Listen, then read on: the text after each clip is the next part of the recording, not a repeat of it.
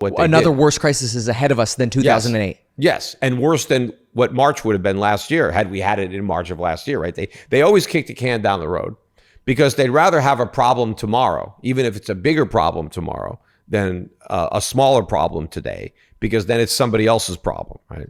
But I think the banking system is completely insolvent in the United States. I think it is in much worse shape than it was in 2008 when it collapsed. And usually people will say, well, yeah, there's problems, but it's not like 2008. But they think it's not like 2008 because it's not as bad. It's actually not like 2008 because it's much worse. So there's two big real estate problems or problems the bank has. In 2008, the problem was mortgage loans that went into default. People stopped paying their mortgage. And the reason this was a problem for the banks is because when somebody doesn't pay their mortgage, well, you got to sell the house. That's the collateral for the loan. But if you remember back then, people were making zero down loans. And so they didn't have much. And real estate prices went down. So I loaned somebody $500,000 to buy a house. Now the house is worth $300,000. The fact that that's happened in and of itself is an incentive for the borrower not to pay. Of course, walk away. Yeah. And especially if they had a teaser rate on their mortgage. So their mortgage started out and the guy was paying maybe $2,000 a month, but now he's paying $3,000 a month, but he only makes, $2,000 a month, whatever. He was paying a lot of money for his mortgage because he thought he was going to get rich owning a house. When it turns out that he went broke, he's not going to make that payment. Why make payments when you're so underwater? I mean, that sounds worse than it is today, where you've got people locked in at 2.5% mortgages, 30 years. No, it's not worse.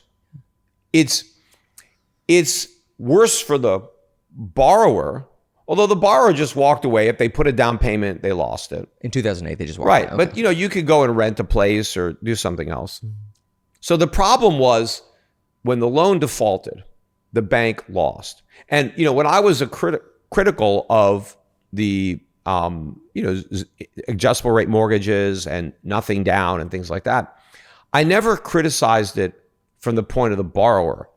I always said the borrower was smart to put nothing down because then you got nothing to lose.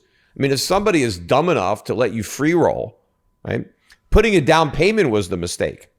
The problem with a zero down or low down, no doc, ARMs was the lender. The lender was giving somebody, a free bet on real estate. So hey, why I'm going not to buy take this it? Real estate. If heads I win, tails the bank loses. Well, it was tails. The banks lost.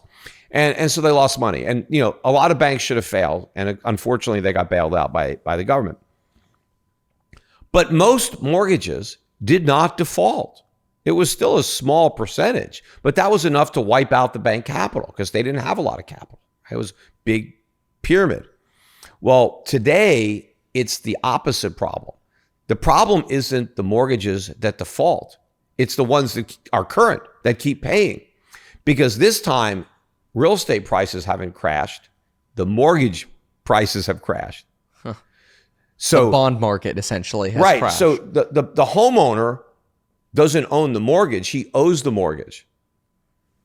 He owns the asset. The bank owns the mortgage. The mortgage has crashed. So if I loan somebody $500,000 at 3% and they don't have to pay me back for 30 years, what's the present value of that mortgage? Oh, maybe, 30, 40%, half. Mm-hmm. So the banks are underwater, not on the real estate, but on the mortgages. Now, the borrowers, they're going to pay. They're not going to stop paying on these sweetheart deals. They got 3%, right? They're going to take that mortgage to the grave. Right? It's the only thing that's not going up, right? The price of everything is going up except your mortgage, right? So it's the mortgage is the homeowner's biggest asset. It's the bank's biggest liability. So the banks are losing money on every mortgage, and the homeowners aren't going anywhere. And they even if they wanted to, they can't sell because they can't buy anything else because they can't get that mortgage. The mortgage isn't portable. They can't take the mortgage from one house and move it to another house, and the buyer of their house can't even assume that mortgage.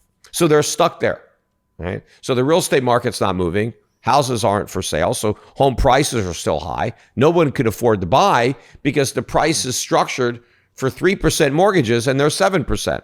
So the housing market is dead. But so the banks have lost a ton of money, but it's not just mortgages they bought. They bought treasuries and things like that. So they're way underwater. That's why the banks can't afford to pay interest. Go to your bank and say, hey, how much interest can I get?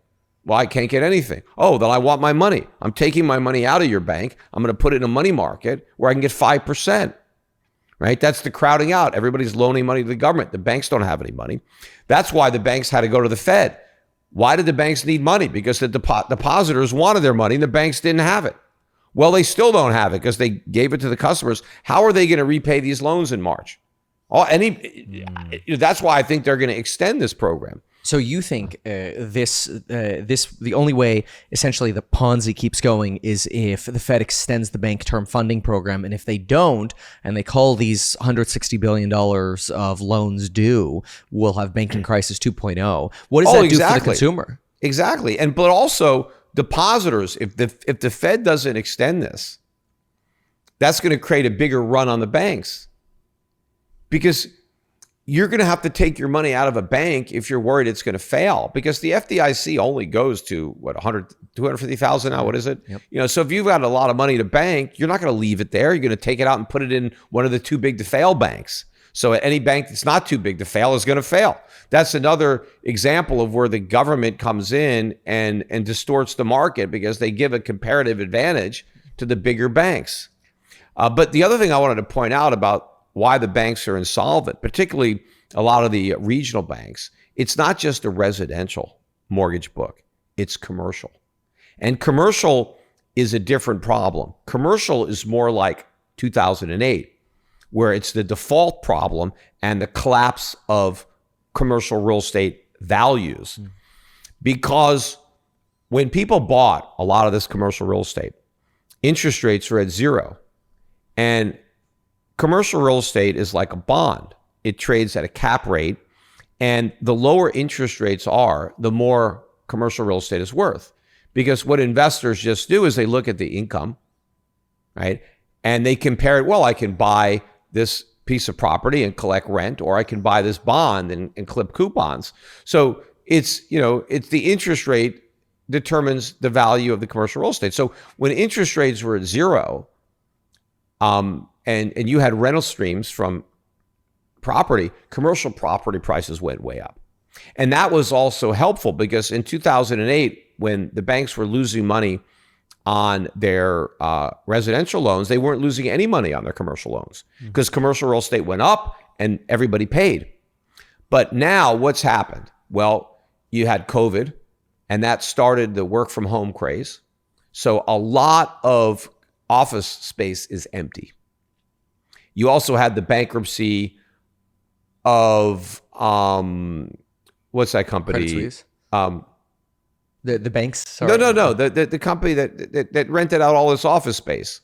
Oh, WeWork again. WeWork. For the second time. WeWork, yeah. Yeah. So now you have all this WeWork space, right? WeWork didn't. That was my joke always about it. But now you have all that space on the market, right? They were some of the biggest tenants in the major markets in the country.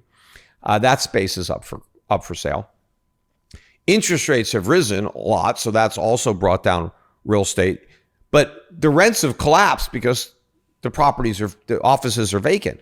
Then you also have shopping centers, malls that are half empty. Why? Well, not only are people working from home, they're shopping from home. And they're shopping less because they're spending all their money on food, on rent, on utilities, on healthcare. They don't have as much money left over for things that restaurants or stores that they would just go and buy things that they don't really need, just stuff that they liked. So you have all these vacancies that have collapsed the income. So commercial real estate prices, you look at most markets, they're down 30%, 40%, 50%. And in some cities, where the crime has exploded ever since, we had the Black Lives Matter protest with Chauvin and George Floyd and all that stuff, when all the police just stopped enforcing the laws and they stopped locking up the shoplifters, insurance rates have gone through the roof, losses due to theft. So stores are shutting down, and a lot of employers don't even want their workers coming to work. They're afraid. So what do you think? How does this manifest? Well, these are huge losses for the banks, because the owners of this commercial real estate, when you borrowed, let's say you borrowed $200 million from a bank to buy a piece of property, and that property is now worth $100 million, and your loan was 7 years and now it comes due. And when you borrowed the money, you were paying 4%, and now they want 10. I mean, what's the odds that you're going to, even want to stay in? No, you're going to mail in the keys. You're going to give the bank back the building. Better give them a $100 million building than a $200 million cash. So the banks are looking at massive losses on their commercial real estate. At the same time, they have massive losses on all their residential mortgages and government bonds. So the whole banking system is completely insolvent. And the Fed hasn't even raised rates anywhere near high enough to get rid of inflation. We actually need much higher rates than where the Fed stopped. And not only do we need the Fed to tighten more. Oh, I forgot I had my phone. That's all right. Turn that off.